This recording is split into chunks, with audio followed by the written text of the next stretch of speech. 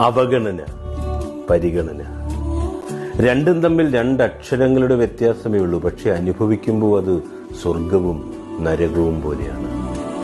സ്നേഹത്തിന്റെ സുന്ദരമായ രൂപങ്ങളിലൊന്നാണെന്നേ പരിഗണന. അത് പലരിൽ നിന്നും കിട്ടാത്ത അമൂല്യമായ പദമാണ്. പരിഗണിക്കപ്പെടുന്നുവെന്ന് തോന്നുന്ന മനുഷ്യനോളം ഭംഗി ഈ ലോകത്ത് മറ്റാർക്കാണെന്നേ ഉള്ളത്. ഒരാളെ ഇല്ലാതാക്കാനുള്ള ഏറ്റവും ഭീകരമായ മാർഗം എന്താണെന്ന് ചോദിച്ചാൽ അയാളിൽ സ്നേഹം നിറച്ചിട്ട് ഇറങ്ങിപ്പോവുക എന്നുള്ളതാണ്. പരിഗണിക്കുന്നവരിലേക്ക് നാമൊക്കെ ചുരുങ്ങുക, അവഗണിക്കുന്നവരിൽ നിന്നും നാമൊക്കെ മാറി നിൽക്കുക. ഓരോ അവഗണനയും ഓരോ ഓർമ്മപ്പെടുത്തലുകളാണ്. അവരിൽ നിന്നൊക്കെ നാം പാലിക്കേണ്ടുന്ന ദൂരത്തിന്റെ ഓർമ്മപ്പെടുത്തൽ. എത്ര അവഗണിച്ചാലും അത്രത്തോളം കരുത്താർജിക്കാൻ കഴിയണം.